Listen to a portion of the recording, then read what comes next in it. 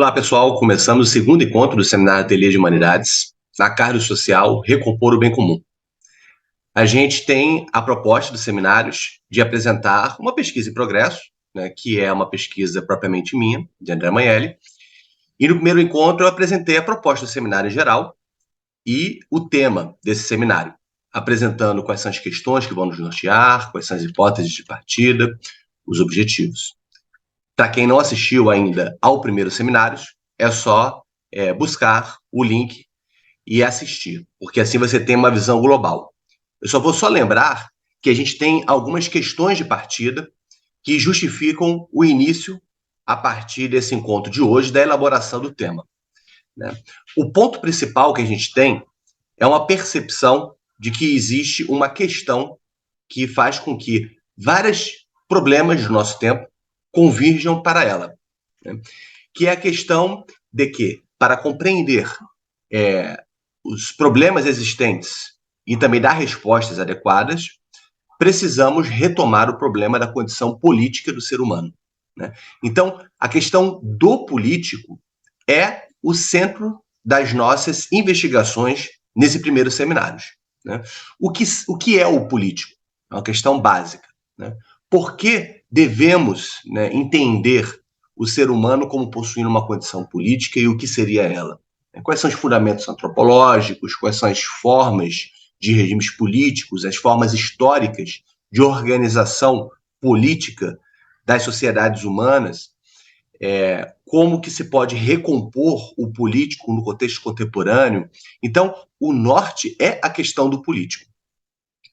A estratégia de partida, como eu disse, logo no encontro do primeiro seminário, é eleger 3 interlocutores principais para que a gente possa abordar este problema do político. Não quer dizer que os seminários sejam comentários a obras de autores. Como eu disse, é a elaboração de um pensamento próprio. Inclusive, algumas questões relacionadas ao diagnóstico do próprio tempo presente vão acabar entrando nesse seminário aqui. Por exemplo, tem um tema que é muito importante como chave de entrada minha, que é a questão do reconhecimento. Ou melhor, da ideologização do reconhecimento e das lutas por reconhecimento no contexto contemporâneo. Então, quando eu falo sobre a necessidade de recompor o bem comum e, para isso, pensar um político, eu tenho aí como um dos motores, não é o único, uma preocupação com o processo de ideologização das lutas por reconhecimento. Não vou ainda desenvolver esse diagnóstico, e vou estrategicamente começar com um interlocutor maior. Então, esse primeiro seminário, esse primeiro encontro de seminário que elaboramos realmente o tema, ele tem algo de comentário, diálogo com uma obra. E outros mais que virão vão manter um pouco esse interlocutor maior, que é o Claude Lefort. Fora ele, tem outros 2 interlocutores que vão ser chave na nossa elaboração, que é a Hannah Arendt e o Marcelo Moço. Eu defini para esse primeiro encontro do seminário de entrar, então, no Claude Lefort, fazendo uma exposição sobre sua obra, de forma que vocês possam ter uma perspectiva do itinerário dele e como que se constitui o problema do político, que é aquele que nos importa. Tá? Então, esse primeiro encontro vai ser dedicado integralmente a Claude Lefort. Eu cheguei a falar da gente trabalhar um texto dele que é sobre a troca e a luta entre os homens, que é do livro Coletânea, um dos principais livros dele, chamado Formas da História. É o primeiro capítulo, a troca e a luta dos homens. Não vou, na verdade, explorá-lo aqui nesse seminário, tá? Ele vai acabar ficando para um outro. Eu explico daqui a pouco por que eu não vou explorar aqui, porque eu andei algumas coisas de desenvolvimento ao longo dessas 2 semanas. Isso vai ser bastante comum, porque, como eu disse, seminário não é aula, seminário é um processo de investigação. Então, ao longo de 2 semanas, alguns caminhos podem mudar. Eu decidi deixar essa questão um pouco mais latente para a próxima. Tá? Vai ficar claro, ao longo do nosso seminário de hoje, o que eu me proponho a fazer. Antes da gente começar efetivamente a trabalhar o conteúdo, abordando sobre o que é a obra de pensamento de Claude Lefort, eu queria apenas sinalizar que eu me debrucei bastante nas últimas 2 semanas na investigação propriamente do Claude Lefort, explorando algumas entrevistas que ele deu e que estão reunidas nesse livro aqui, que é O Tempo Presente, Escritos. É uma reunião de escritos de 1945 até 2005. Né? Não é exaustiva essa reunião, mas é feita pelo próprio Claude Lefort sob a organização do Claude Mouchard, que é um pensador francês, um comentarista francês de Claude Lefort. Eu cheguei a abordar algumas entrevistas, sobretudo uma que é uma revista que ele deu uma entrevista que ele deu para uma revista chamada Antimitos, que é a principal para conhecer o que ele pensa, o itinerário dele. É uma entrevista longa, de umas 50 páginas, e ela é uma estratégia boa de conhecer a vida e a obra de Lefort e o itinerário dele. Fora isso, me dediquei também ao Formas da História, o meu está completamente detonado, sem capa, que é a reunião de ensaios do Claude Lefort, a primeira feita, na verdade a segunda, a primeira é sobre elementos de crítica da burocracia, mas digamos, aquela que apresenta alguns ensaios precoces dele, que são centrais para o nosso começo de comentários. Fica como sinal também que nas últimas 2 semanas eu andei fazendo outras leituras que não estão associadas aos seminários, mas que me estimularam muito de, algum momento, entrar nessa reflexão, lembrando que o subtítulo do seminário é Recompor o Bem Comum. Né? Um dos pontos que eu explorei em meio aos processos de pesquisa e formação, processo de tutoria meu, a gente chegou a fazer algumas investigações, algumas leituras e debates em torno do livro sobre a subsistência do homem, do Karl Polanyi, né, que coloca o problema sobre o que é o econômico, o que é a economia. Né? Karl Polanyi, para quem não conhece, é um grande historiador da economia e considero que, na linha de discussões sobre economia, no contexto contemporâneo, ele entra como um dos 3 maiores para se pensar os problemas relacionados à organização do mundo econômico no seu entrecruzamento com a política. O outro, certamente, é Karl Marx e o outro é Max Weber, e eu vejo Karl Polanyi como fazendo essa tríade central para refletir sobre essa relação, né, no âmbito de um vigor teórico. A gente chegou a fazer uma leitura de alguns ensaios do Subsistência do Homem, ensaios reunidos nesse livro, que foi principalmente um ensaio sobre Aristóteles. Né? Quando Karl Polanyi ele aborda a concepção de economia de Aristóteles, que é uma concepção substantivista de economia, ali ele coloca um problema central que, em algum momento, deve entrar nos seminários, que é o quanto que, para ter uma boa história da economia e também um pensamento econômico adequado na sua organização categorial, a gente precisa formular esse entrecruzar entre a dimensão econômica e a dimensão da institucionalidade simbólica e prática da vida social, que podemos chamar, de certo modo, de ou político, que não é uma categoria usada pelo próprio Karl Polanyi. Existe toda uma reflexão possível de tratar sobre a discussão sobre o político nesse cruzamento com o econômico, da qual o Karl Polanyi é um autor central. Tá? Alguns dos pensadores do político contemporâneos, como Alain Cayet e também Jean-Louis Laville, exploram bastante essa via polaniana de reflexão em diálogo, no caso do Alain Cayet, sobretudo com Marcelo Mauss e também com Claude Lefort. Né?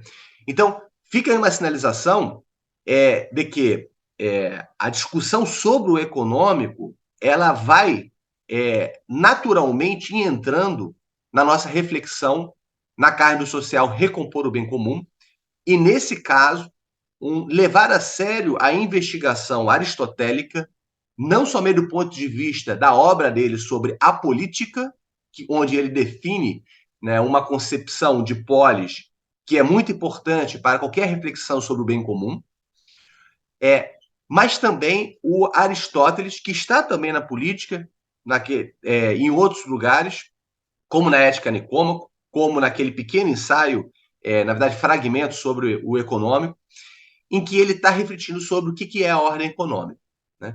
Karl Polanyi é muito feliz ao mostrar na Pena de Aristóteles, no diálogo possível com Hannah Arendt também, ele não tem esse diálogo, mas eu, quando li, eu trouxe muito diálogo com Hannah Arendt, uma reflexão sobre uma concepção substantivista do econômico, na qual a questão do bem comum se torna central, né? Indo rápido demais, a questão do bem comum na relação com o econômico coloca no centro a reflexão sobre o pensamento econômico, que não assume como dado as categorias com as quais estamos acostumados a operar a partir do século XVIII, como, por exemplo, né, aquelas associadas à organização do mercado autorregulado. No caso, a categoria de mercado, propriamente identificada com o mundo do comércio, a questão relacionada a o que é dinheiro, trabalho, terra, dentro do contexto do livre mercado, os mecanismos de oferta e procura e tudo mais. Então, a retomada do Aristóteles numa perspectiva histórica e também de entender como que ele está elaborando uma reflexão sobre o econômico no momento, na Grécia Antiga, em que não havia aquilo que entendemos como mercado. Na verdade, segundo Polanyi, o Aristóteles está até com um privilégio de perspectiva exatamente por estar assistindo à formação do mercado de uma forma muito marginal no contexto da cidade grega, onde este mercado ele emerge, digamos, nas fronteiras, de uma forma muito associada ao comércio estrangeiro, né? E vai ganhando força também na própria experiência das polis, como, por exemplo, em Atenas, que surge uma experiência de mercado citadino, que é a própria ágora. Então, ele vai mostrando como Aristóteles está nessa passagem entre um mundo em que não existia essa entidade mercado, propriamente, e estava longe de existir. O mercado, como a gente entende, é do século XVIII diante para Polanyi, e nem mesmo os rudimentos do mercado, enquanto esse espaço de trocas econômicas que ganha uma característica mais própria e não apenas marginal ou residual na sociedade, né? Em que questões relacionadas, por exemplo, à possibilidade de barganha de preços, a possibilidade de uma flutuação econômica, a dinâmicas propriamente troca econômicas começam a surgir, né? Então, só pincelo dizendo que Karl Polanyi é um autor importante para uma investigação nossa nos seminários. E o segundo autor que é importante é de um livro que eu estou terminando, está indo agora para a gráfica, o livro. Só estou terminando de fazer o meu prefácio ao livro, junto com o Genaldo Carvalho de França Filho, professor da UFBA, sobre o livro Fábrica da Emancipação, de Jean-Louis Laville e Bruno Frère.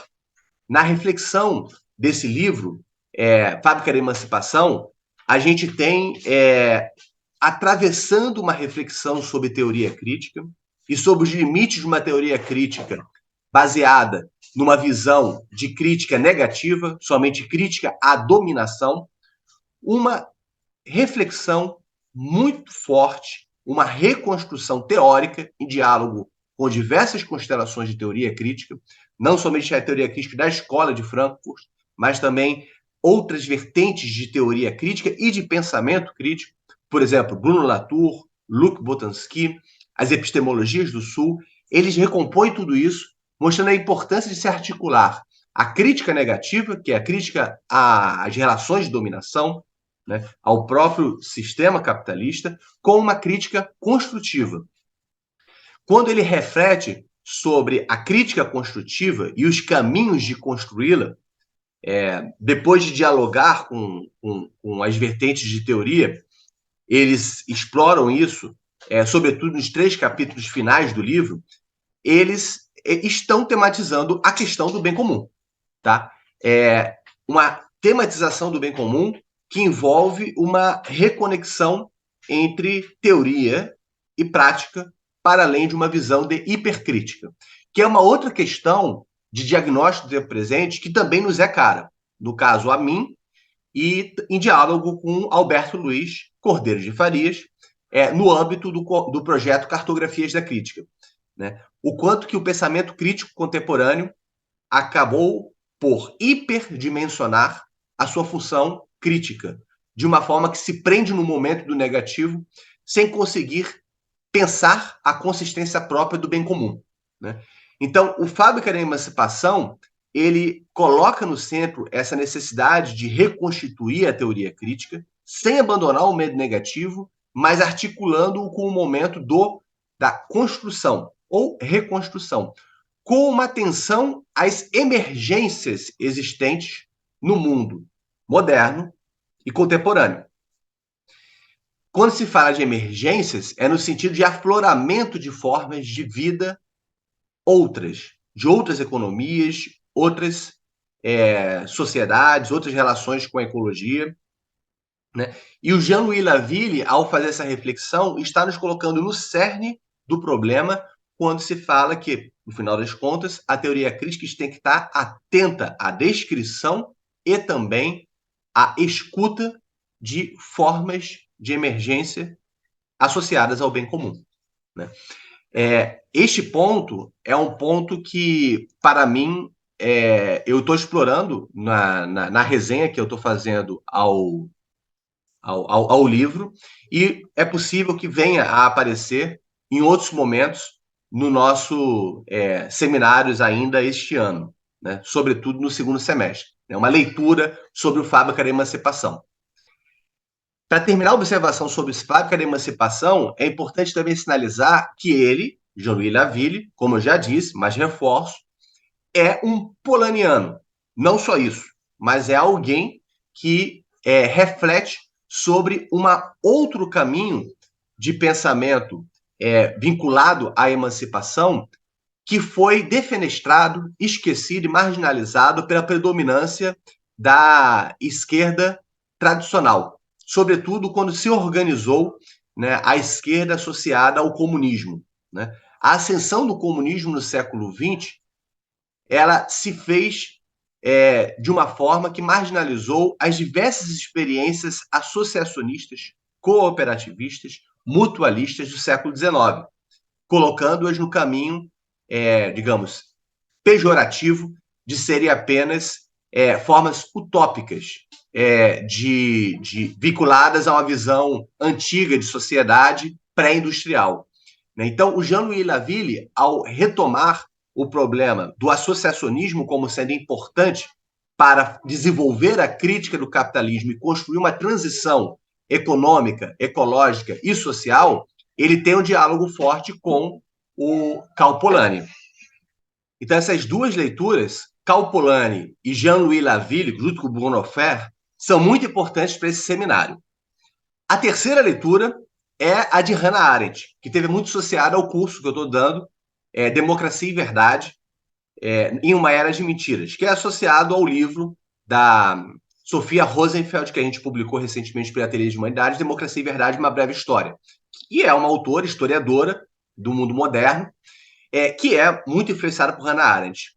Na minha construção do argumento do curso, eu estive muito debruçado sobre o Verdade e Política, que é um ensaio entre o passado e o futuro.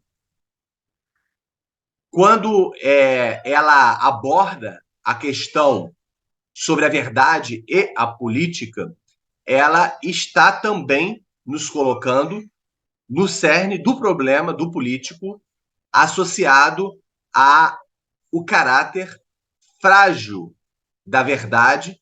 Na tipologia da Hannah Arendt, a gente tem a verdade filosófica, a verdade moral e a verdade política, a verdade factual, né? E a verdade factual, sobretudo, é fundamental para a constituição de uma ordem política, né? Sobretudo na República, num espaço em que há liberdade. Então, a reflexão dela, ela coloca o problema da composição de um mundo comum, onde reflete sobre esta fragilidade da constituição da verdade, sobretudo daquela que é a mais importante de todas, que é a verdade factual, né? Que depende do compartilhamento de uma certa existência em comum em torno de fatos tidos como existentes e estabelecidos, né? Esta reflexão da Hannah Arendt, ela claro que dialoga com outro livro, que é aquele que eu vou trazer mais nesse seminário, que é A Condição Humana, que é um ensaio anterior, né, é um livro anterior a esse ensaio sobre o qual eu menciono, né? Na reflexão sobre o bem comum dela, ela também permite mostrar o quanto que o problema da relação entre verdade e política remete a uma percepção histórica sobre a nossa tradição, sobretudo em diálogo com Platão.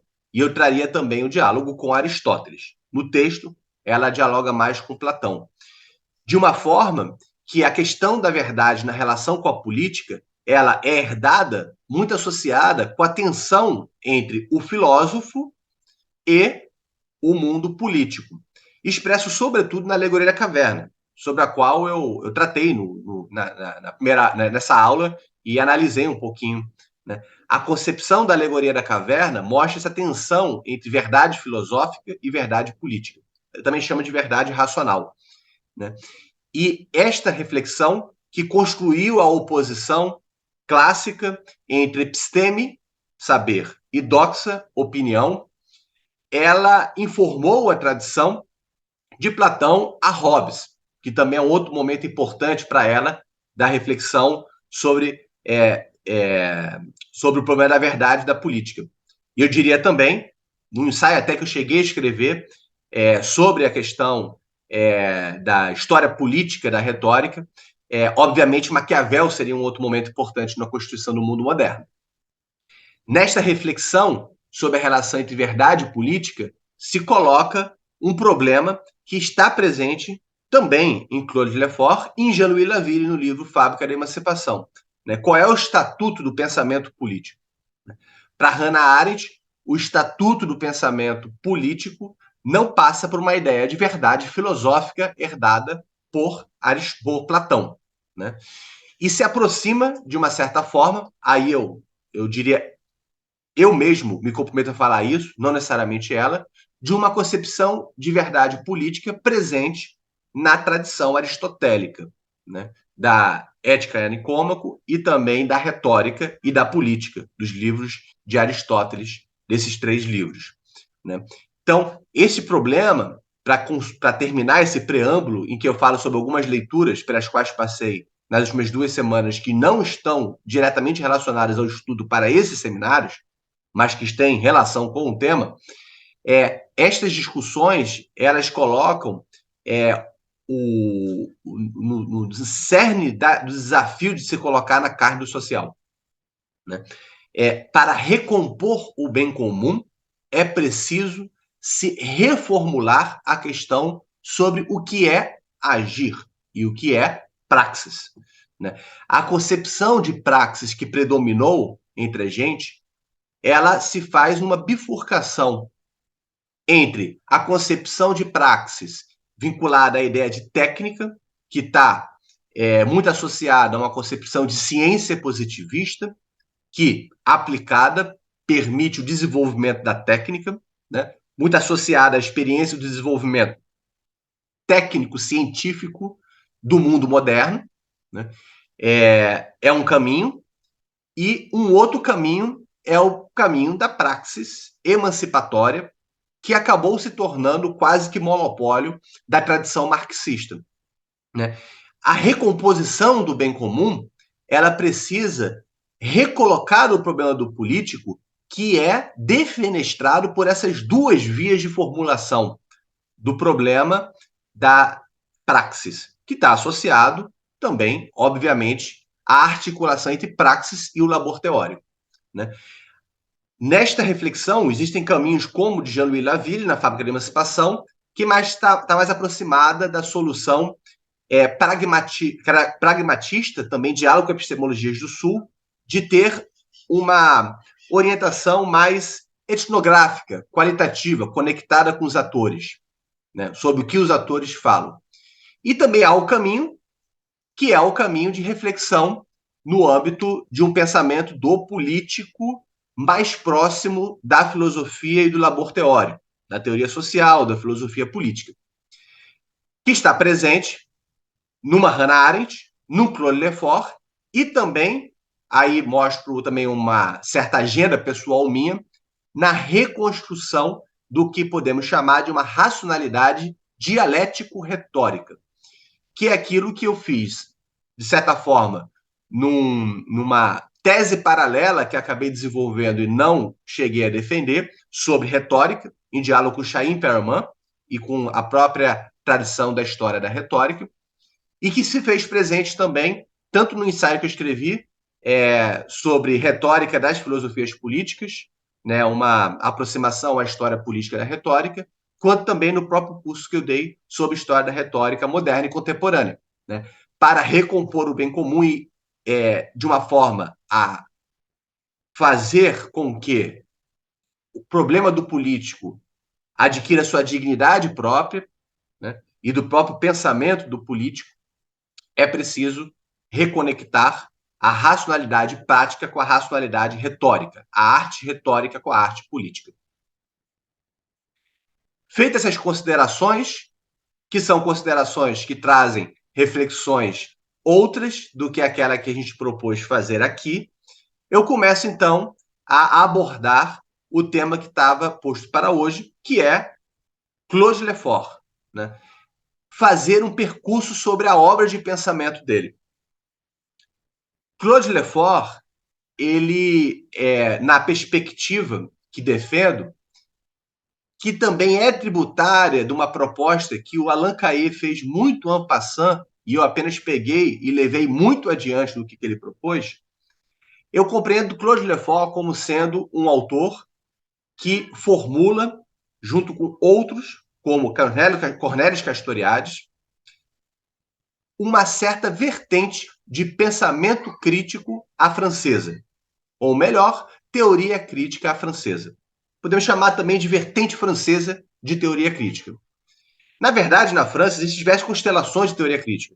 A gente faz esse esforço, eu e Alberto Luiz Cordeiro de Farias, no projeto Cartografias da Crítica. A primeira versão do projeto, que está disponível no livro Cartografias da Crítica, que a gente publicou, foi o primeiro livro do Ateliê de Humanidades Editorial, a gente mapeia as constelações de teoria crítica e mostra que realmente a vertente francesa de teoria crítica, na verdade, são várias constelações intelectuais. Uma delas é esta, a vertente francesa de teoria crítica, que associa a teoria crítica com o pensamento do político, né? O principal responsável em fazer isso é Claude Lefort, né? O que seria ter um pensamento de teoria crítica? Uma escola de teoria crítica, e ela se define por algumas características. A que melhor definiu o que é a teoria crítica é a colaboração da Escola de Frankfurt, né? Que são os autores, aí no caso estamos falando da Alemanha, né, que desenvolveram ao longo de gerações uma consolidada e acumulativa formulação de uma ideia de teoria crítica da sociedade. Não vou me desenvolver demais nisso, não vou falar muito sobre isso. Sobre Adorno, Horkheimer, Marcuse, Walter Benjamin, Habermas, Honneth, Hartmut Rosa, diversas gerações. Mas o ponto é, este tipo de reflexão de teoria crítica tem por preocupação formular um pensamento crítico que não é apenas fazer crítica, né? Todos nós podemos fazer críticas. Enquanto cidadãos, inclusive, isso é um direito de todos. Realizar uma avaliação, uma apreciação, uma denúncia, um determinado discurso que tem pretensões críticos.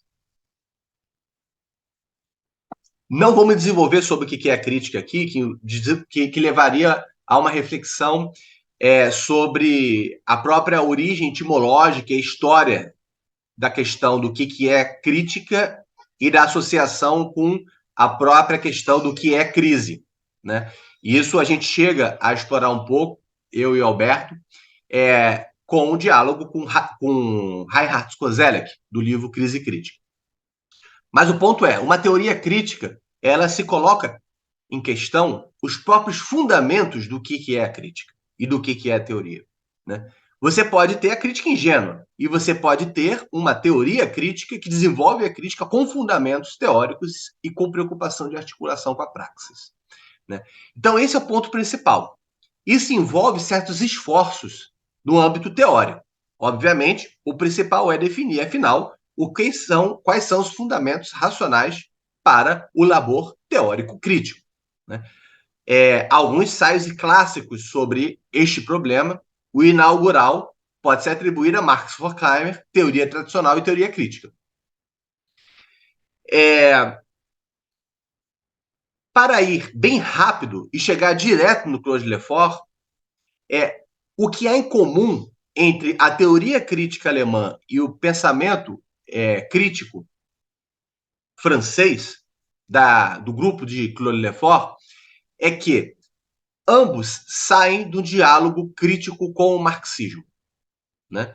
A escola de Frankfurt e também o grupo formado em torno da revista, vou falar sobre ela, Socialismo ou Barbárie, e do próprio fracasso da Socialismo ou Barbárie e das pretensões desse tempo, fizeram com que houvesse uma saída do marxismo, algumas vezes em diálogo próximo, outras vezes de tal forma distanciada em que pode se formar um pensamento crítico que nomeia-se como pós-marxista. Esses autores fizeram a crítica sistemática do marxismo, só que mantendo o compromisso emancipatório, né? A teoria crítica envolve uma articulação entre a reflexão crítica sobre o tempo presente, bem fundamentada, articulando a reflexão filosófica com a reflexão no âmbito da pesquisa empírica, né? Toda teoria crítica não é somente atividade conceitual filosófica, mas uma conexão interdisciplinar ou transdisciplinar entre o labor teórico, a reflexão filosófica, problemas de cunho conceitual, de cunho antropológico, de cunho epistemológico, quiçá ontológico, no âmbito da filosofia, com uma investigação interdisciplinar sobre pesquisa tirada da pesquisa empírica, né? Com o esforço de sintetizar aquisições empíricas e teóricas do tempo presente, a fim de lançar uma luz sobre o conjunto dos problemas do tempo, fazendo uma análise de processos de dominação, exploração, alienação, reificação, com um compromisso emancipatório, ou seja, vinculado a um compromisso, Habermas diria, o interesse emancipatório, o interesse racional, de minar, ou até mesmo, né, de superar uma ordem social injusta baseada na dominação do homem pelo homem e do homem na natureza. A questão da natureza também é importante, sobretudo na tradição frankfurtiana. Bem, a questão da emancipação é central, só que formulada numa linha não marxista, ainda que possa ter um diálogo com Marx. Claude Lefort é o cara central para formular essa constelação francesa, muito mais do que Castoriadis, né? E esta formulação de uma teoria crítica à francesa, ou de uma vertente francesa de teoria crítica, depende da formulação, da elaboração teórica, filosófica, histórica, antropológica, do problema do político, por Claude Lefort, né? Então, tenham isso em mente. A vertente francesa de teoria crítica tem uma contribuição específica para os esforços de teoria crítica do século XX e contemporâneos, que depende da formulação do que podemos chamar do problema do político e de uma ideia de que é preciso pensar o político para fazer uma boa crítica social, com interesse emancipatório. Para isso, é fundamental fazer uma análise sistemática dos problemas do marxismo e da tradição marxista, né? Vejam bem, eu falei sobre o Jean-Louis Laville, Papo de Emancipação, que também se coloca nessa linha. E também fala de um resgate de uma concepção emancipatória não marxista, que foi até marginalizada pela tradição marxista. Feitas essas considerações iniciais, a questão então é a gente entender como que o percurso do Claude Lefort o levou a desenvolver essa questão de um pensamento do político. Antes de eu tratar especificamente do percurso, vale a pena sinalizar que esta vertente do Claude Lefort, ela tem características também bem diferentes da tradição alemã. Eu sinalizo, em alguns textos meus, sobretudo no ensaio que eu escrevi para a Revue de Moz, que foi publicado recentemente na Moz International, sobre a teoria crítica do dom, da dádiva, de Alain Cayet e do próprio movimento anti-utilitarista em ciências sociais. Eu faço o percurso desde o início da fundação da Moz até contemporâneo, mostrando como é que se formou o programa de pesquisa da Moz e as próprias atividades mais militantes do Moz. Nesse texto, logo no início, eu sinalizo isso, assim, alguns traços de diferença da tradição de pensamento político francesa, que inclui o Moz, Alain Cayet, Jean-Louis Laville, Pierre Rosanvallon, Marcelo Gaucher, que eu coloco dentro dessa escola de teoria crítica. Muitos não gostam dessa ideia, porque vem Marcelo Gaucher como direitista. Eu tenho minhas discordâncias sobre esses tipos de caricaturas. O que você tem de características próprias desse pensamento? Que depende muito do Lefort, desse percurso que eu vou falar aqui. É que, primeiro, a vertente francesa de teoria crítica tem uma interseção diferente da alemã.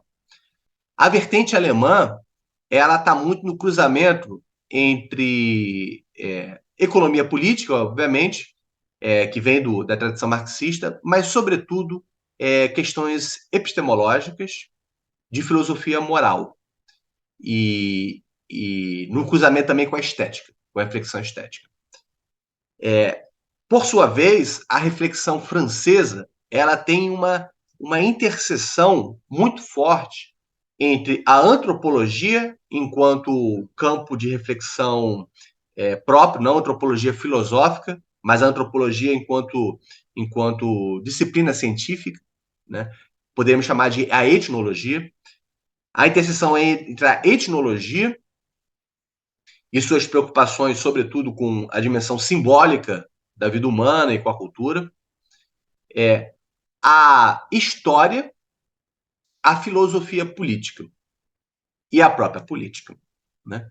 Então, existe uma interseção que é bem característica, que a gente vai ver aqui, entre antropologia, filosofia e história. E muito engajada em reflexão sobre o tempo presente, ou seja, sobre política. Esses autores franceses, eles, de certa forma, estão mais colados também a tentar pensar o tempo presente e o acontecimento do que os teóricos críticos alemães, que têm uma tendência mais sistemática ou mais conceitual. Se for pensar que a primeira geração era mais ensaísta do que sistemática, né? Adorno, Walter Benjamin, Horkheimer não eram sistemáticos. Eram, sobretudo, pensadores ensaístas. Essa é a primeira característica. A segunda característica que marca muito bem essa escola e que é também tributária, sobretudo, os esforços do Claude Lefort, é a preocupação de fazer uma crítica sistemática da experiência totalitária comunista. E, nesse sentido, essa crítica sistemática conduzindo a um esclarecimento da natureza da democracia, né?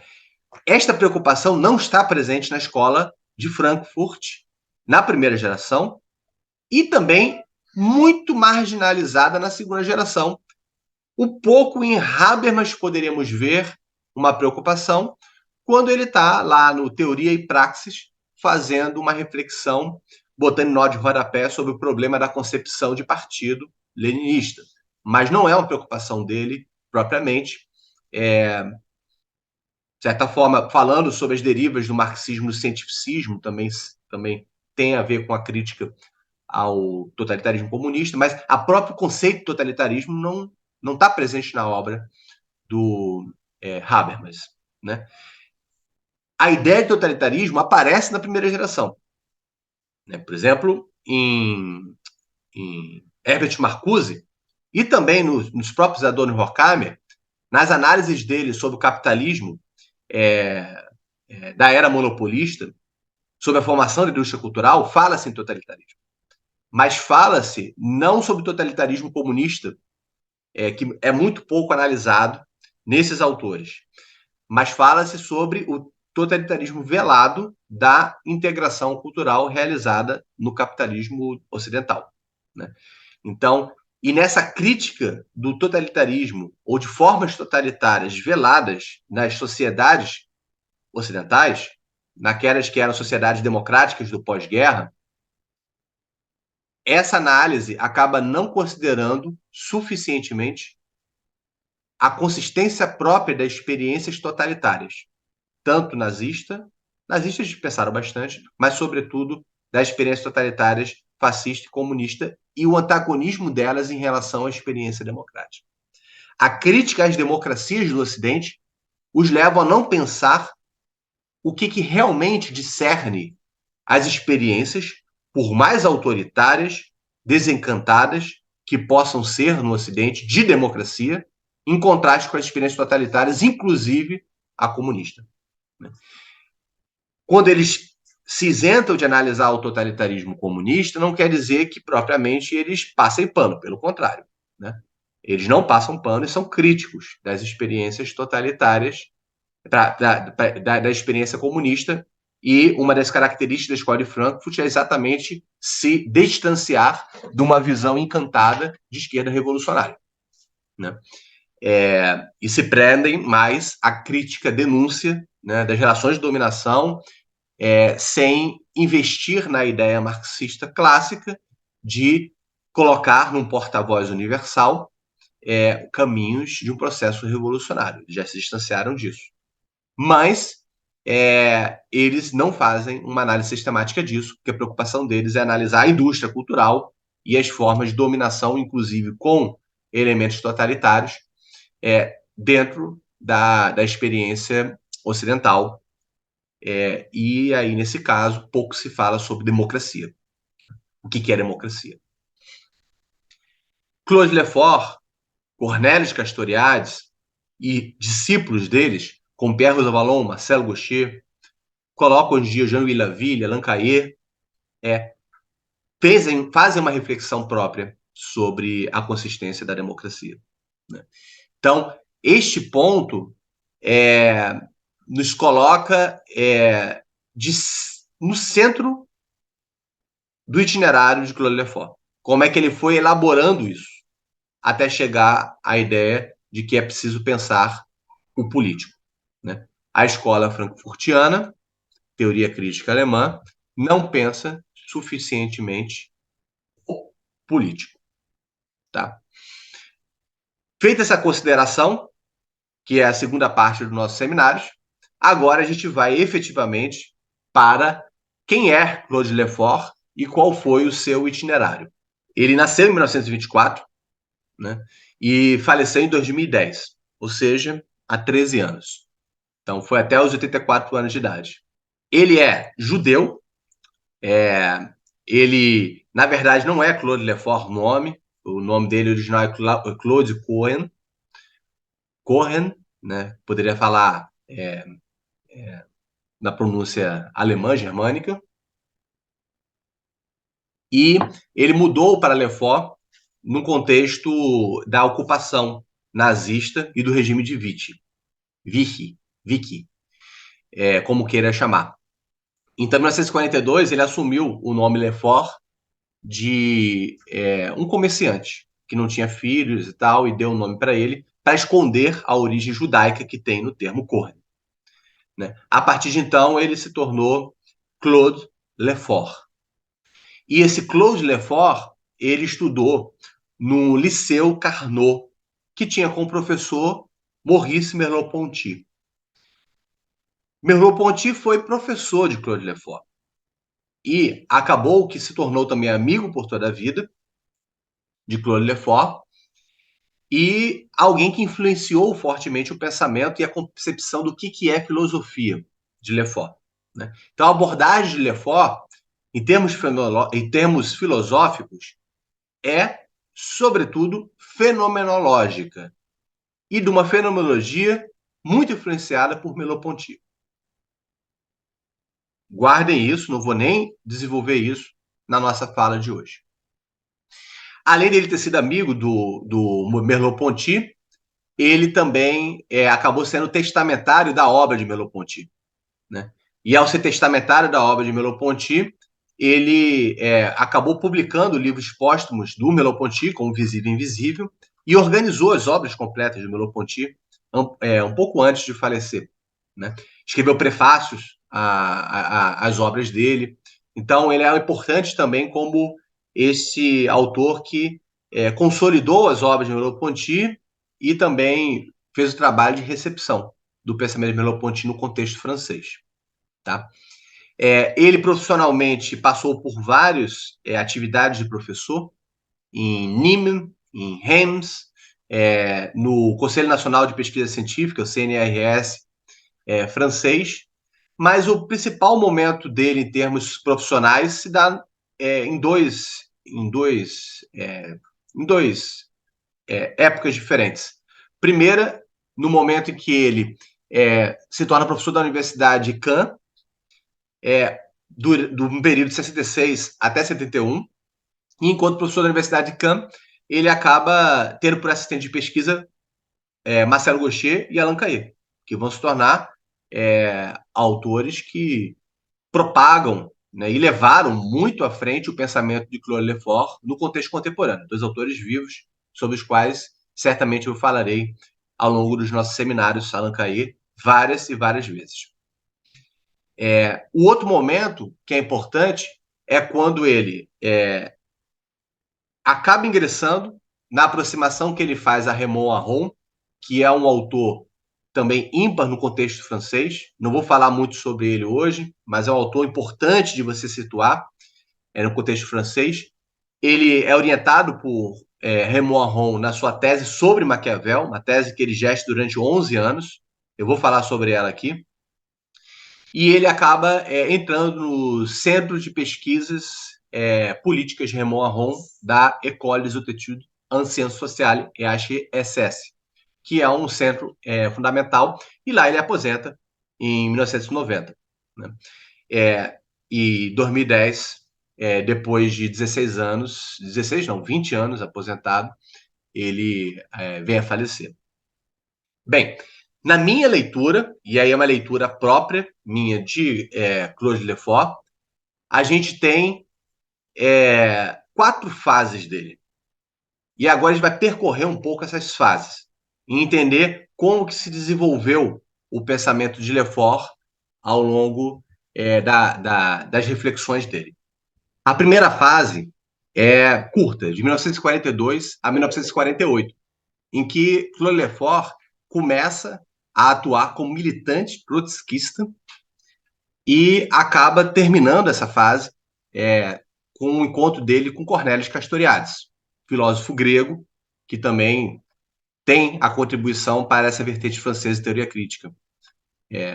Não vou falar muito sobre ele aqui, a não ser nesse cruzamento dele com o Claude Lefort, né? Mas não vou tratar do pensamento próprio do Castoriadis. Vou falar só sobre como que Lefort o via. Tá? Então, essa primeira fase, ela tem uma preocupação, sobretudo, de um militante comunista, vinculado ao Partido Comunista durante esses anos, em que, inicialmente, como um trotskista, né, como um seguidor da vertente de comunismo de Trotsky, né, lembrando rapidamente, existe a cisão entre Trotsky e Stalin no conflito para a sucessão de Lenin, né, e Trotsky desenvolve uma concepção do período stalinista, que se tornou vencedor nesse conflito sucessório, na sucessão do Partido Comunista, logo da liderança no comando da União Soviética. O Trotsky ele desenvolveu uma leitura da história da Revolução Russa, em que o stalinismo seria um desvio do processo revolucionário original, sobretudo da forma como Lenin entendeu e delineou a Revolução Bolchevique. Ao fazer isso, ao diagnóstico trotskista, que era muito reproduzido dentro das alas trotskistas, de que o período stalinista seria um Estado operário degenerado, né? Então, existia um movimento revolucionário leninista com características autênticas, emancipatórias, que acabou com a morte de Lenin e a sucessão de Stalin, por degenerar-se no stalinismo. Nesse período, então, trotskista, dos primeiros anos, o Lefort ele tem esse motus inicial de fazer uma crítica ao caráter dogmático, nacionalista, altamente autoritário do stalinismo e da propaganda também stalinista, né? E com isso ele faz um certo uso da leitura dele de Marx para mostrar o quanto que o stalinismo ele era um desvio em relação à compreensão autêntica do pensamento marxista. Só que logo, nessa reflexão trotskista, né, associada à Quarta Internacional, nessa união dele a grupos trotskistas, sobretudo a partir de 44, ele começa a perceber o limite também da leitura trotskista, né? Então, nesta fase, ele começa a ter cada vez mais insatisfação com a leitura trotskista e ver que o problema não era só com o stalinismo, mas na própria concepção de partido presente em Trotsky e em Lenin, né? Na militância trotskista, então, dentro do partido ao qual ele se filiou, que era o PCI, Partido Comunista Internacionalista, de caráter trotskista, ele começou a realizar um processo de distanciamento da linha trotskista do partido. Para isso, foi fundamental o encontro dele já no pós-guerra, na liberação, depois da liberação, com o Cornélio Castoriadis, que chegou na França já bem formada a cabeça, né? É um intelectual sensacional desde o início, com uma sólida formação filosófica, e convenhamos, é mais fácil com o grego ter uma sólida formação filosófica, sobretudo clássica, e ele já veio com uma teorização de que o regime soviético seria um capitalismo de Estado, né? Com uma leitura também de que se formava ali uma dominação burocrática, né? Então, Lefort e Castoriadis, eles começam uma interlocução muito forte com dois membros do partido, desse partido menor, comunista, e acabam formando uma tendência, que é a tendência Chaulieu-Montal. Chaulieu é o pseudônimo de Castoriadis e Montal era o pseudônimo de Lefort, fazendo uma militância antitrotskista dentro do partido, né? Existe uma diferença da forma como eles viam essa dissidência. O Cornélio Castoriadis queria ficar mais tempo no partido para capitalizar, segundo Lefort, essa dissidência, formar seguidores, depois sair por expulsão e constituir um novo partido. E o Lefort, na verdade, já estava vendo, na verdade, não é a minha aqui, e também não é a minha pensar em partido, né? O problema está na própria ideia de partido revolucionário, né? Então, eles acabam, por meio dessa dissidência, sendo expulsos do PCI em 1947, né? Paralelamente a essa militância trotskista e o afastamento, né, para uma posição antitrotskista, ele também começa a colaborar com a revista Temps Moderno, Tempos Modernos, que era uma revista que tinha, dentro do seu comitê editorial, dois personagens maiores do período na filosofia francesa, que foram Merleau-Ponty e Jean-Paul Sartre. Jean-Paul Sartre, no final das contas, né, o cara no contexto da filosofia francesa do pós-guerra. O que acontece o o Merleau-Ponty ele acabou entrando na revista muito não, em função de Merleau-Ponty. O Lefort entrou na revista em função de Merleau-Ponty, né, que foi muito protetor do Lefort durante esse período todo, né, de início de formação e de carreira profissional, e ele atuou como colaborador, publicando vários artigos nesse período, né, até 1953. Só que em 53 você tem aí um racha dentro da TAM moderna, em que o Lefort ele toma partido de Merleau-Ponty num conflito entre Merleau-Ponty e Sartre, relacionado à interpretação do comunismo, né? Sartre tinha virado comunista, e comunista na sua pior variante, stalinista. A gente sabe dos caminhos de Sartre no seu engajamento político, né? E nesse racha, o Sartre ele escreve uma resposta ao Lefort, que tinha escrito um artigo em defesa de Merleau-Ponty, e ele agride verbalmente o Lefort, utilizando aqueles lugares comuns de um velho comunista, dizendo que o Lefort estava tomando partido da burguesia e tal. E acabou que o Lefort sai da contribuição dele à TAM moderna, em 53.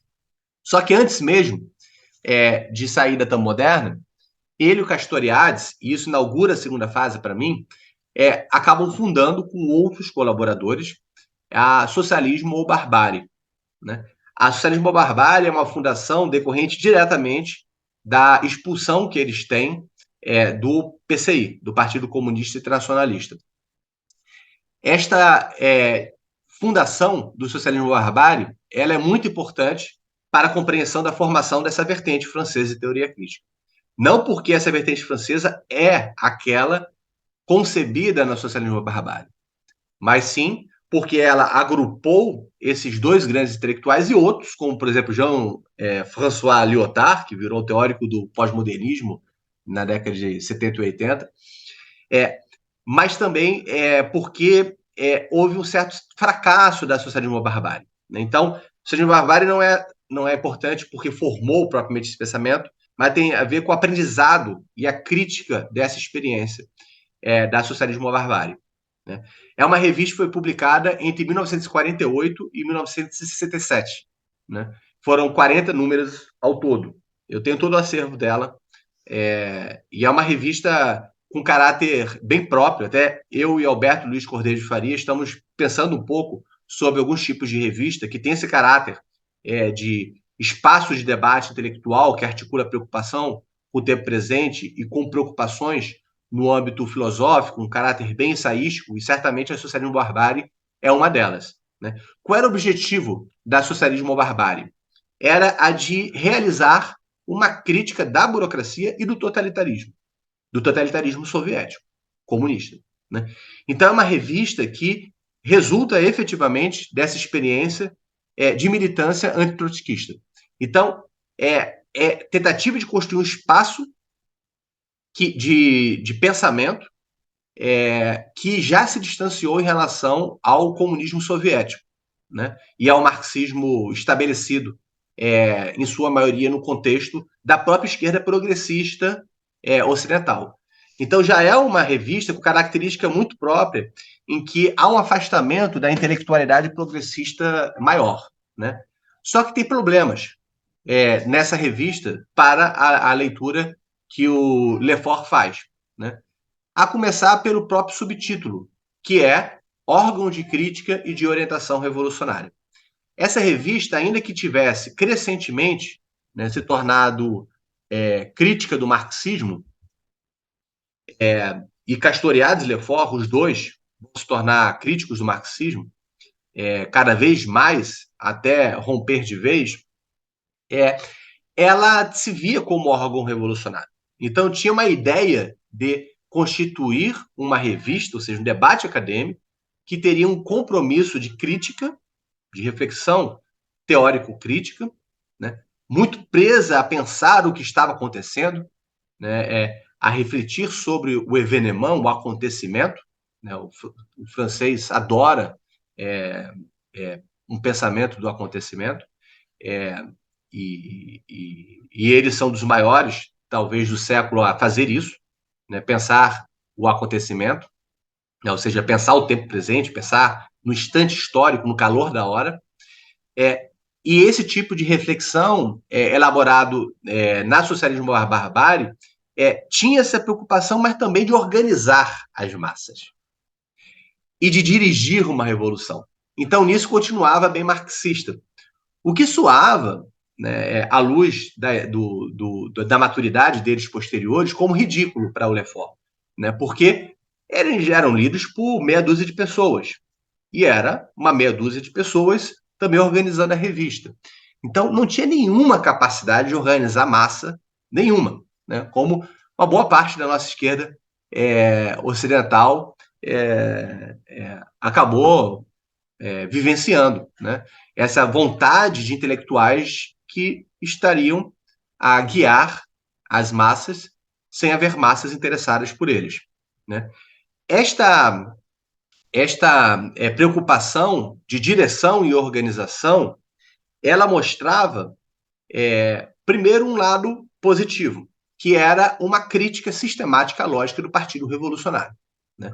E da dominação burocrática que se estabeleceu no capitalismo de Estado soviético, né? E das outras experiências comunistas como um todo. Então existia aí uma preocupação de criticar o bolchevismo e criticar o próprio lugar de Trotsky, não somente de Stalin, o lugar de Lenin também, na constituição de um mecanismo de poder, de formas de identificação ao poder, que formavam um aparelho dominador burocrático, né? Até cadeias de dominação que envolvem também a formação de microburocracias no interior desse aparelho partidário, que também geram relações de dominação. Então, era uma crítica que era voltada de forma pertinente e muito rara na época. Boa parte da esquerda dita progressista era comunista, né? Se não stalinista, era leninista ou trotskista.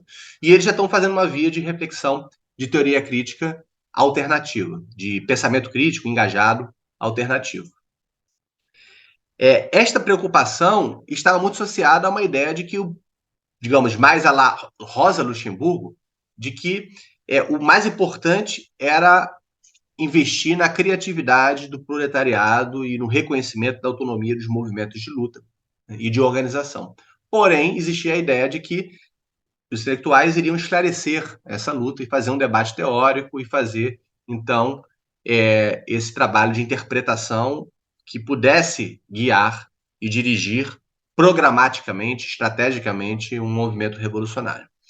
E ele começa a perceber aí algumas coisas nessa experiência muito forte, com publicações de dezenas de artigos dele na Socialismo e Barbárie. Ele começa a ver que existem certas contradições, né? Na entrevista da Ant Smith, tem bastante bem analisada isso, né? Até as tensões dele e Castoriadis. Castoriadis tinha um compromisso mais revolucionário de organização e tal, e o Lefort sempre meio ressabiado com isso.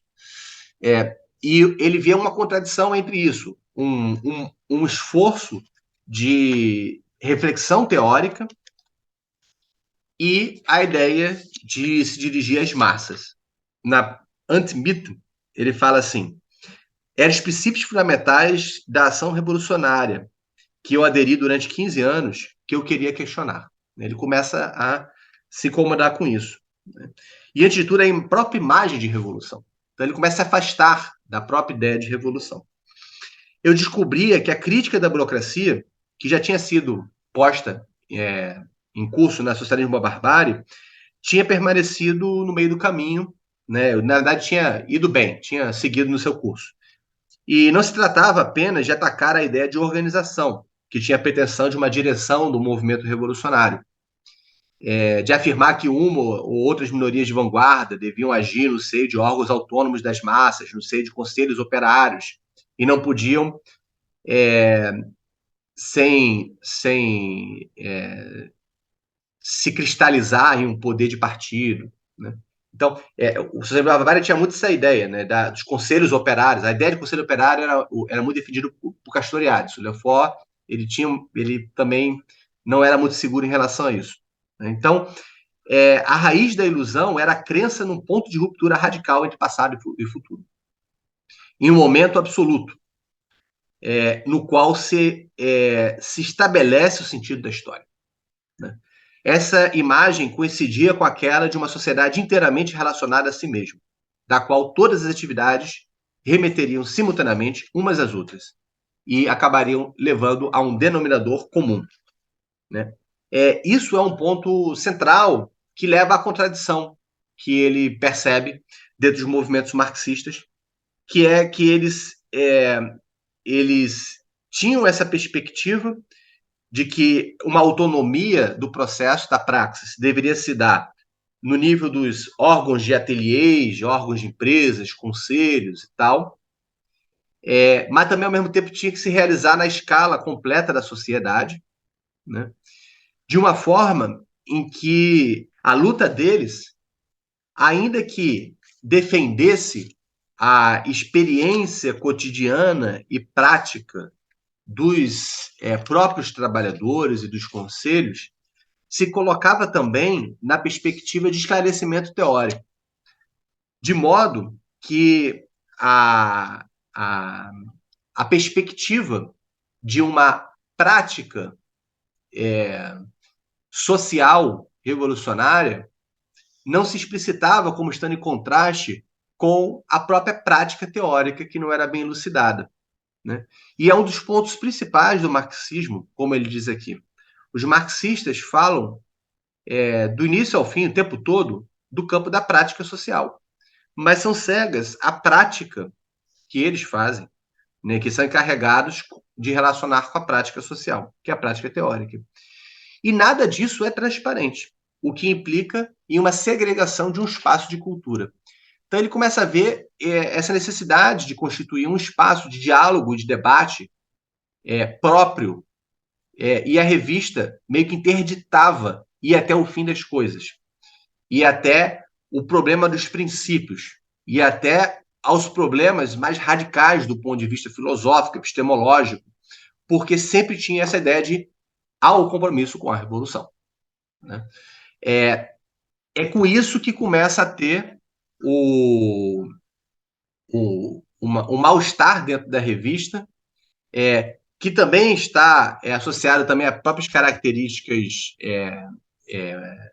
distintas de Castoriadis e Lefort, de modo que eles vêm a rachar.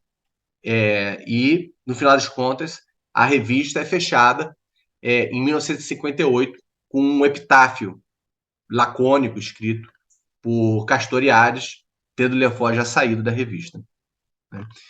Então, essa experiência ela tem esse lado de fazê-lo refletir, ainda no âmbito muito do mal-estar, sobre uma contradição nas próprias pretensões de que os intelectuais deveriam ter compromisso emancipatório que está associado a uma ideia de direção e organização e programas, ação programática para uma revolução.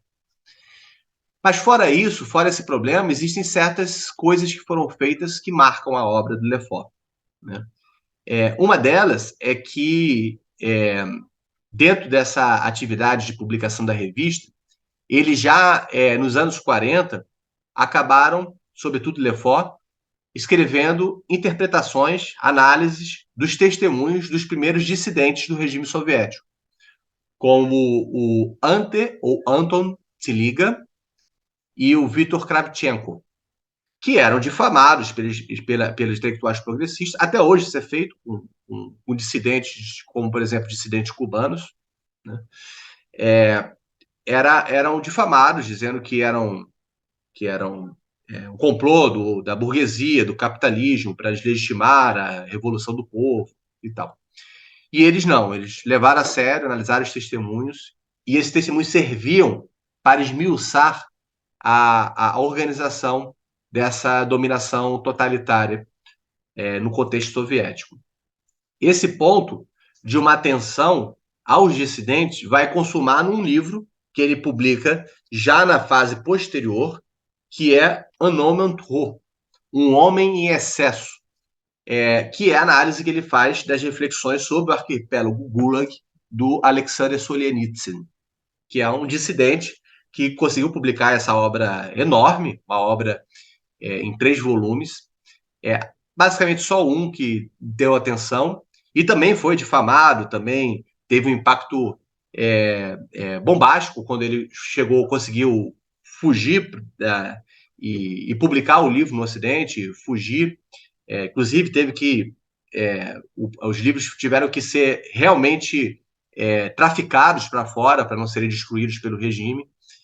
E ele analisou o arquipélago Gulag do Solzhenitsyn, que é uma obra maravilhosa, que espero que a gente venha a publicar pela Ateliê de Humanidades Editorial, que mostra bem a lógica do totalitarismo na sua forma comunista.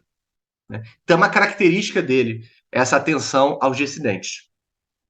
Um outro ponto que vale ressaltar na própria atividade dele na revista é o quanto que, para essa linha do socialismo da barbárie, a gente tem esse pensamento sobre os acontecimentos, e em 56 houve acontecimentos extremamente significativos sobre os quais o Lefort escreveu, que foram o relatório Khrushchev, né, que supostamente estaria desestalinizando a União Soviética depois da partida de Stalin. O Khrushchev soltou um relatório assumindo as culpas do regime stalinista, que eram denegadas, né? Negacionismo de esquerda, né, que a esquerda hoje em dia esquece que tem, eram denegadas pela esquerda ocidental, e o próprio regime assumiu, né?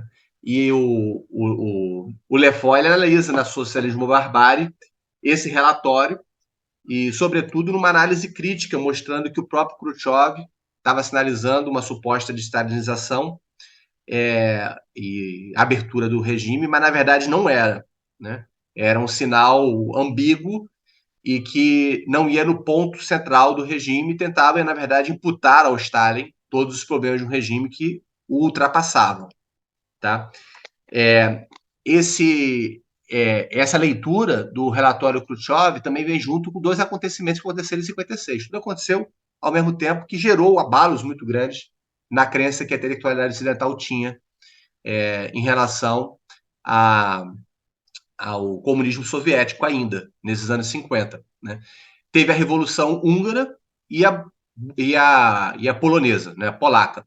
Né? Os 2 movimentos de contestação que foram fortemente reprimidos pelo regime soviético também foram analisados por Lefort. Né?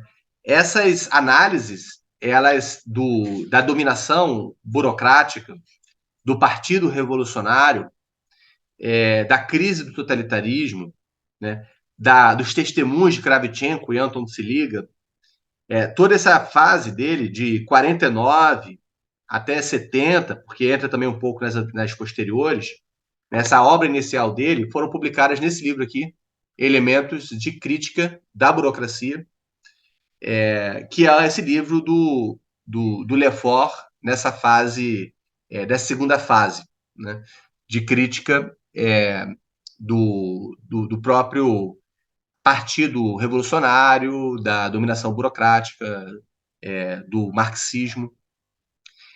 Na primeira edição desse livro também saiu a crítica dele a Sartre, só que foi tirado da segunda edição esse texto dele no debate sobre Sartre. Isso daí, todo esse percurso dele de análise crítica do marxismo vai avançar para uma terceira fase, que é extremamente importante, significativa para o nosso seminário, porque é ali que ele vai formular o problema do político. Mas, ainda nos anos 50, a gente tem uma conexão do Claude Lefort com outro campo de reflexão que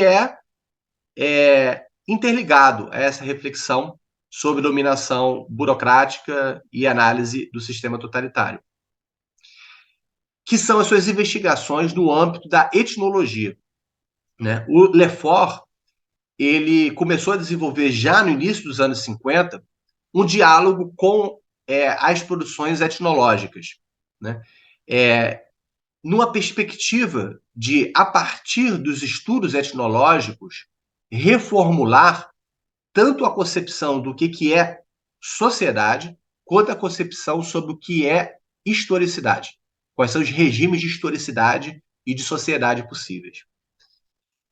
Esta reflexão, elas têm vários lugares em que foi publicada,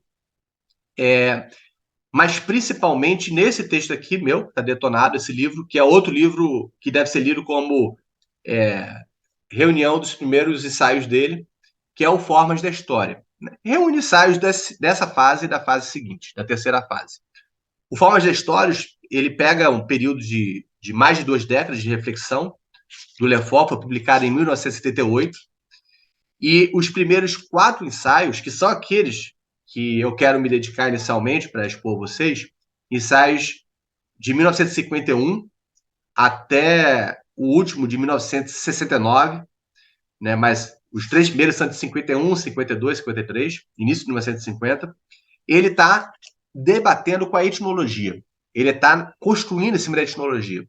E o ensaio que eu falei que iria trabalhar hoje é A Troca e a Luta entre os Homens, que é a leitura dele sobre dádiva em uma crítica a Claude Lévi-Strauss e ao estruturalismo que estava nascendo ali, né? Era 1951. Claude Lévi-Strauss não tinha nem ainda função de professor estabelecida. Ele estava ferrado, mas já produzido livros magníficos como Estudos Elementares do Parentesco, sobre a qual Lefort chegou a dar cursos, né? De leitura de estudos elementares do parentesco. Lefort se dedicou efetivamente à etnologia, né? Essa dedicação dele à etnologia esteve em diálogo franco com o estruturalismo e é uma reflexão etnológica não estruturalista, ainda que incorpore algumas aprendizados do estruturalismo. A gente vai ver isso a partir do próximo seminário. Né? Então, a gente tem em Lefort, e também outros com os quais ele está em diálogo, como Pierre Clastres, esse caminho de ir para a etnologia como uma forma de se afastar do marxismo e também de reformular os problemas sobre o que é a sociedade, o que é a história. Né?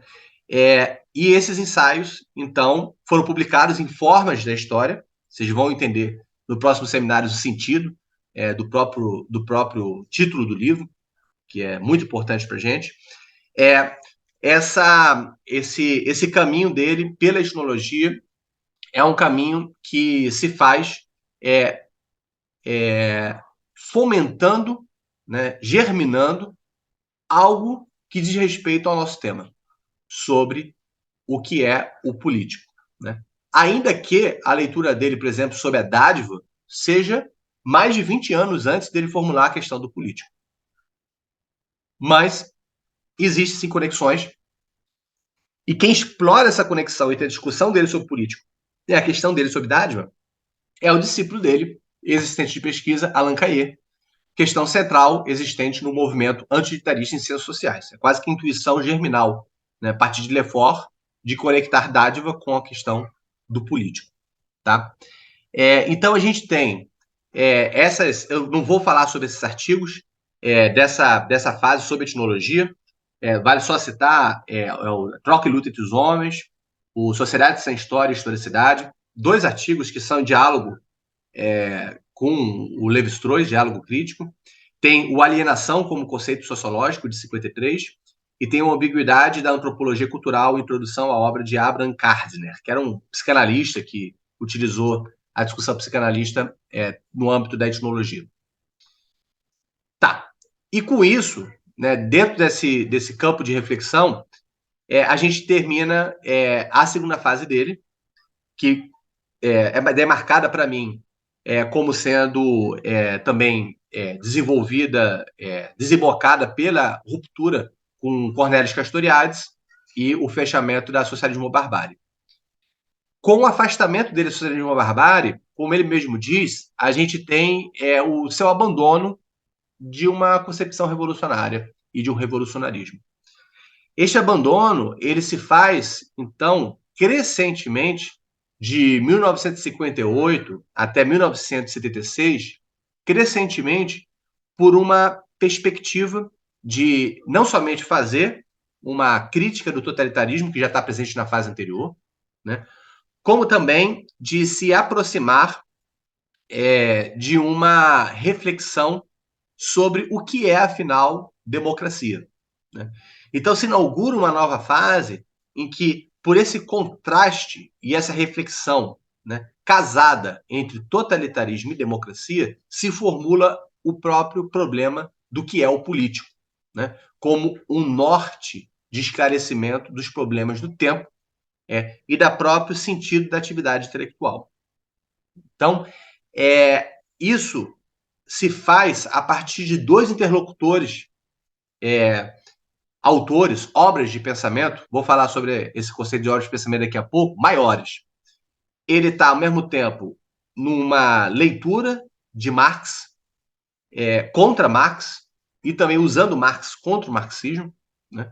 Ele está o tempo todo em diálogo com Marx, em textos que também são publicados em forma da história, tentando mostrar as ambiguidades existentes na obra de Marx, né? E tentando ver o que pode vir de sentidos, de contradições, de paradoxos da obra de Marx, que abram um caminho para se liberar de uma tradição de pensamento muito debitária do racionalismo moderno, de uma ideia de história que pode ser determinada em última instância, de uma certa ilusão de transparência e reconciliação da sociedade consigo mesmo, que, sim, pode resultar em regimes totalitários, a partir dessa interpretação de Marx. Ele tenta liberar de Marx outras potencialidades. Respeita a própria ideia de o que é para ele interpretar uma obra de pensamento, o que é interpretar um autor. O outro, que aí é decisivo para a gente, é Maquiavel. Né? Maquiavel, que ele se dedica como tese de doutorado, depois de já ser um intelectual já bastante percorrido, ele se dedica a Maquiavel, em orientação a Raymond Aron, sendo orientado por Raymond Aron, que também permite que ele faça esse caminho de saída do marxismo. Raymond Aron era um intelectual liberal, do bom liberalismo, né, que é o oposto do neoliberalismo, profundo conhecedor tanto dos fenômenos políticos, analista dos fenômenos políticos, mas também um grande filósofo, né? Ele e teórico da diplomacia também. Ele permitiu esse caminho, né, de orientação de Maquiavel, do trabalho sobre Maquiavel por parte de Lefort, em que nesse trabalho a gente tem uma formulação do próprio problema do que é o político, que tende a ser recalcado, minimizado ou defenestrado da análise histórica e social pela tradição marxista e também pelo positivismo científico. Né? Então, isso a gente vai explorar depois, não vou explorar hoje, não vou entrar aqui, senão a gente tem que fazer um caminho muito longo. Ele escreve sobre Maquiavel a tese dele, que demora 11 anos, que é o trabalho da obra de Maquiavel, e também escreve alguns artigos que foram publicados em Formas da História. Tá? Não tem como formular a questão do político sem revisitar esses estudos de Lefort sobre Maquiavel. Né? Por isso que eu falei que a gente vai estar o tempo todo nesse seminário conectando também com o debate sobre filosofia política. E Maquiavel será visitado e revisitado nas nossas reflexões. Né? Quando ele se afasta da esquerda, né, muito associado a uma tentativa de retomar questões como a liberdade e a criatividade social, que tendiam a ser minadas por um pensamento determinista, vindo do marxismo, que não conseguia pensar essas dimensões da indeterminação histórica, da liberdade, da criação histórica. Quando ele faz isso, ele rompe com essa tradição, mas não deixa de estar ainda vinculado a certo tipo de horizonte normativo que o animava na época em que ele era revolucionário. Né? Veja uma citação dele. A paixão que me habitava outrora não se tornou estranha para mim. Parece-me no presente mais vigoroso, mais audacioso, mais fiel ao meu primeiro momento. Ou, para utilizar uma palavra usada, pervertida, mas insubstituível, mais revolucionário. Vincular-me a uma ideia libertária da democracia do que perseguir o sonho do comunismo como se ele pudesse desfazer do pesadelo autoritário. né? Então, a reflexão dele sobre Maquiavel, que vem junto com a reconstituição da história do pensamento político, da história, de um trabalho de historiógrafo propriamente, e também de um intérprete de autores, faz com que ele traga tanto a questão do que é o político, quanto também do que é a democracia, para o centro da sua atenção filosófica e também de analista crítico. Então, a reflexão que ele constitui na tese dele sobre Maquiavel, que é de 1960 até 1971, que ele escreve e depois publica em 72, faz com que ele recupere a lacuna do político, né, e comece a fazer uma reflexão sobre a dimensão instituinte da sociedade, da qual o conflito é inextirpável, né? Questão central. É aí que se coloca a questão de se pôr na carne do social, que eu não vou tratar aqui. Eu vou deixar para, em outro seminário, mostrar isso, né? Que é algo que vem do próprio Lefort, em diálogo com Merleau-Ponty e com Maquiavel, né? Influenciado por Maquiavel e em diálogo com a fenomenologia da percepção de Merleau-Ponty. Fora essa leitura de Maquiavel, ele também desenvolve leitura de outros autores nessa fase, né? Como Michelet, como Joseph Ferrari, que é um intérprete da Revolução Italiana, como Edgar Quinet.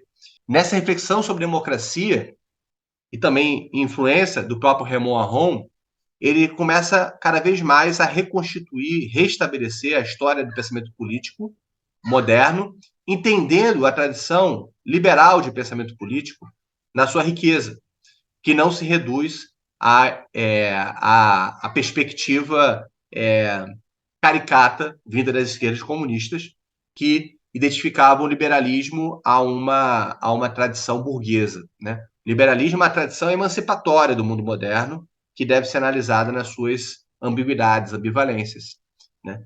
E em suas fases também. Bem, esse caminho, então, dele na segunda fase tem também uma série de contribuições, de publicações, que se fazem sobre a obra de Merleau-Ponty, que estão publicadas aqui Sobre uma Colônia Ausente, né? Então, ele está também, ao longo desse período da carreira dele, fazendo estudos propriamente filosóficos e até no âmbito estético, com um diálogo com Merleau-Ponty. Bem, de obras desse período, a gente tem A Forma da História como compilando uma boa parte, né, dessa fase de reflexão e também um ensaio sobre o político, né? Então, a terceira fase tem uma parte do Forma da História e tem outra do ensaio sobre o político, que é um livro que a gente vai publicar pelo Ateliê de Humanidades Editorial. Eu estou traduzindo esse livro. Assim que eu terminar a Fábrica da Emancipação, eu estou nele e a gente vai publicá-lo. Vai ter contrato assinado com a Soli e é a primeira obra do Prolefort. Espero que venham outras que a gente venha publicar Esta fase está muito conectada com a quarta. O ensaio sobre político também tem uma reflexão que nos leva à quarta, né? Mas o ponto principal é isso. É uma reflexão que conecta a sua análise do tempo presente com uma preocupação cada vez mais histórica e que o faz retornar a Marx e a Maquiavel e também a outros pensadores, com o desenvolvimento de um conceito que eu não vou abordar aqui agora, que é a própria visão dele do que é o trabalho de interpretação, que é o conceito de obras de pensamento, né? O próprio livro dele sobre Maquiavel, no primeiro capítulo, que é um capítulo extensíssimo, trabalha com esse conceito. Olha o título, Trabalho da Obra de Maquiavel. Ele começa a trazer, desenvolver essa perspectiva de que o pensamento do político depende de um exercício de interpretação de obras de pensamento. Falo isso, entrego aí, mas não vou desenvolver aqui, né? Toda essa reflexão faz com que ele desenvolva duas críticas centrais à tradição marxista. Uma delas eu deixei já bem clara. que é o quanto que o marxismo tem uma concepção de sociedade, de historicidade, tributária do racionalismo, que o leva a ter uma certa cumplicidade, né, na sua concepção de revolução com o totalitarismo. O marxismo, certamente, Marx, uma certa cumplicidade, mas tem outras potencialidades oriundas da obra de Marx. Fora isso, a gente tem uma outra dimensão que começa a germinar, que leva à terceira fase, que é na sua formulação sobre o que é democracia, ele restitui também o que são os direitos do homem, tirando da compreensão dos direitos humanos a concepção que prevaleceu no âmbito das esquerdas no Ocidente, que reduziam os direitos humanos, no caso a esquerda marxista, né? Não a esquerda democrática propriamente, direitos humanos eram reduzidos a direitos burgueses e logo a ideologia. Né? Então, o Lefort ele começa a trazer um caminho para uma nova esquerda que é democrática e comprometida com a lógica dos direitos humanos e com a forma pela qual a democracia funciona, sua própria lógica. Vai se preocupar em entender o que é democracia, em contraponto com as experiências totalitárias. Né? Coisa que normalmente é apagada pelo pensamento pouco consistente sobre política, que acaba embaralhando essas coisas e não entendendo que, além de dizer que um regime stalinista se tornaria uma ditadura ou um despotismo, não é isso. Não é só uma ditadura de despotismo, é um regime político com características próprias derivadas da forma de representação de sociedade e história do marxismo. Então, e da própria visão do que é o partido e a forma de se conduzir a representação de praxis. Então, não é uma questão somente de um desvio autoritário. Né? Esse tipo de pensamento pouco consistente sobre o que é um regime político e analisar o regime político e a forma social instituída em si mesmo, fazia com que não se conseguisse entender propriamente o que eram as experiências totalitárias, no seu caráter inédito na experiência humana, e também fazia com que tivesse dificuldade de apreender o que é a consistência própria da democracia. É a partir dessa formulação que a gente chega na quarta fase e última do Lefort, que é quando ele começa a avançar efetivamente na análise sobre totalitarismo, revolução e democracia. Ele avança na análise da lógica do totalitarismo, em ensaios que são reunidos tanto no ensaio sobre político, que já mencionei e que a gente vai publicar, quanto também nesse aqui, a Invenção Democrática. Né? E ele vai mostrando como que funciona a lógica própria da dominação totalitária. Né? Lembrando que ele vai publicar também O Homem em Excesso, em 76, que também diz respeito ao início dessa nova fase, né? O marco O Homem em Excesso como o início dessa nova fase, em que ele analisa o arquipélago Gulag de Solzhenitsyn, escreve vários ensaios mostrando como que a lógica totalitária está baseada num pensamento do corpo e não da carne. Guarda isso, a gente trabalha no próximo seminários essa questão associada à ideia de obras de pensamento, tá? E a própria concepção do que é o político.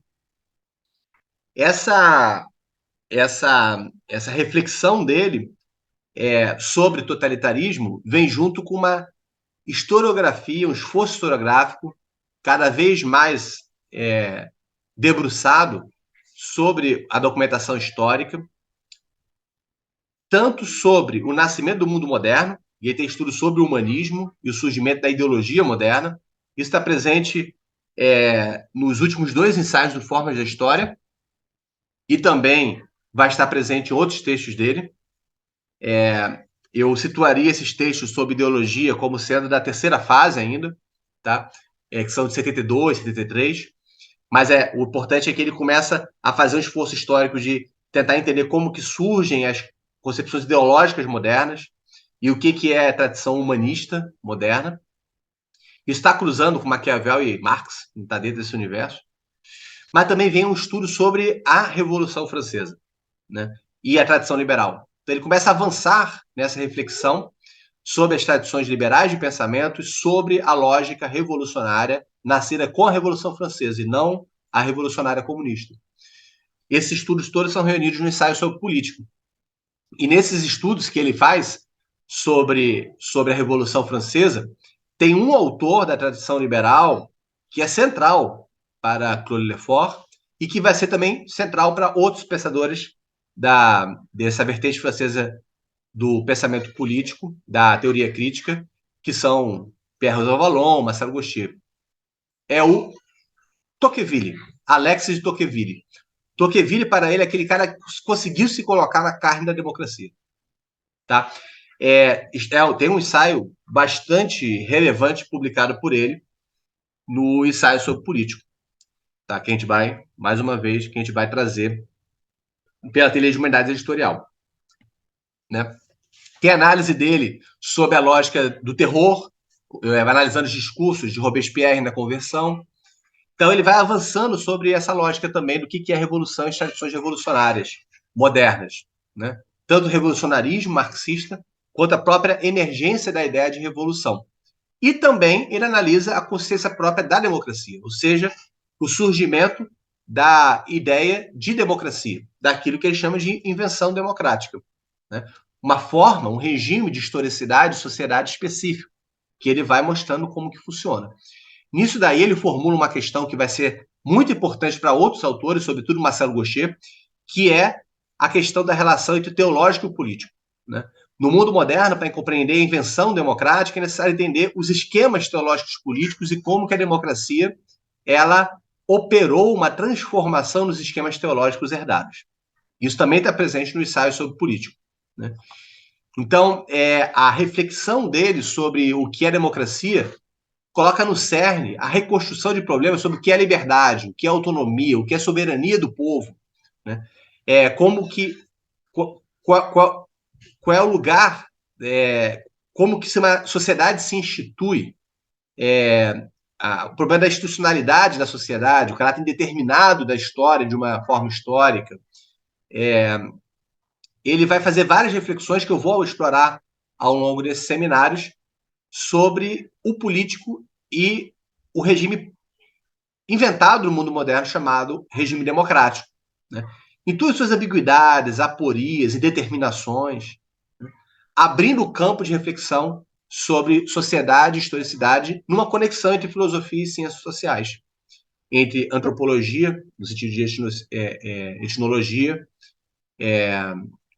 filosofia política, história, ciências sociais. Para a gente encaminhar a reflexão para o final, vale sinalizar que ele acompanhou também as transformações vindas de 1968, em diálogo com Cornélio Castoriadis e com Edgar Morin.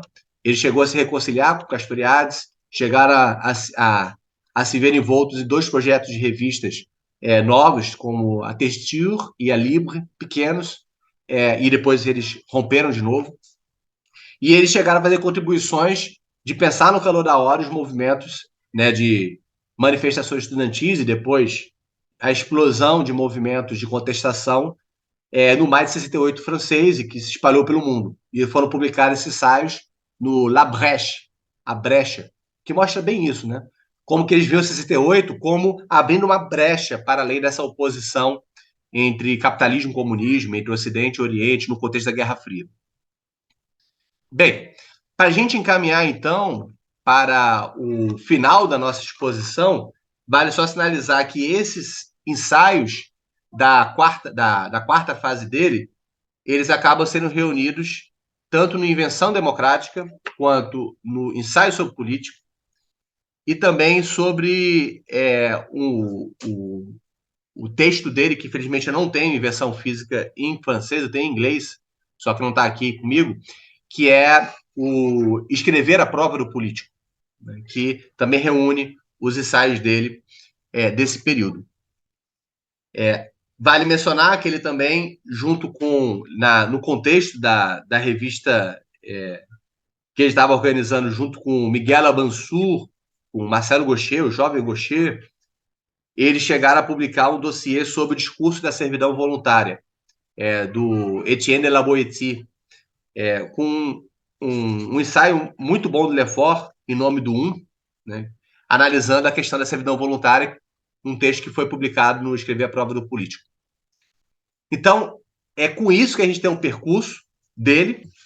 Vale mencionar que ele também, vários ensaios que ele publicou estão presentes, reunidos nesse O Tempo Presente, e os prefácios que ele escreveu a diversas obras, inclusive a obras humanistas, obras clássicas, ele escreveu diversos prefácios e foi compilada numa obra recente que ainda não tenho, que pega esses prefácios todos dele a diversos livros para os quais ele colaborou na reflexão, na edição crítica, na concepção da obra. Então, o objetivo nesse segundo seminário, o primeiro seminário de trabalhando conteúdo, foi fazer esse itinerário do Claude Lefort.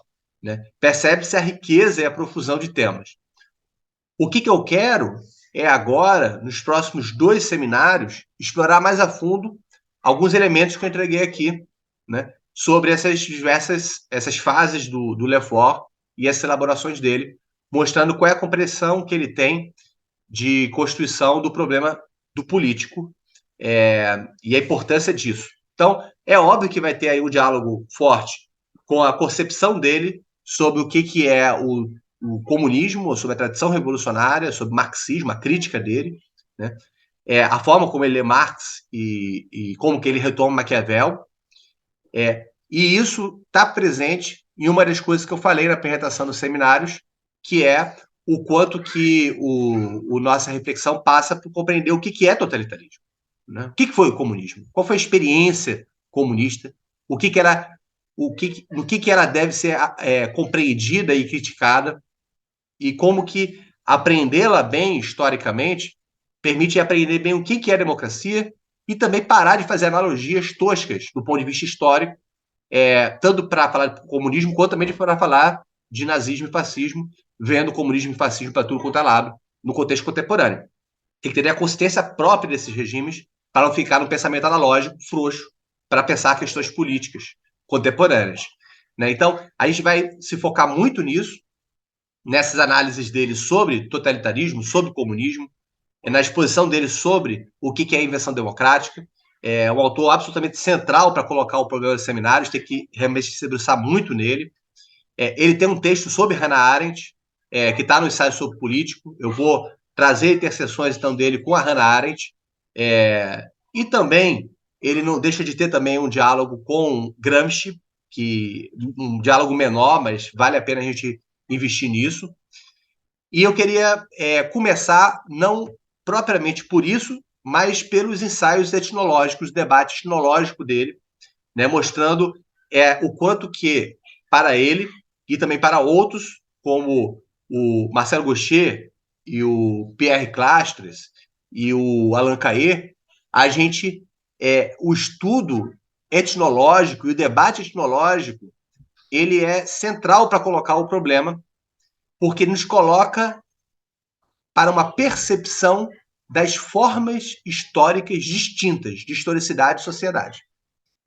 Então, a abordagem sobre o político vai entrar, como eu disse, na nossa apresentação dos seminários, por essa chave de compreender a variação dos regimes históricos e o problema do que é um regime político e a pluralidade das formas históricas e regime de historicidade.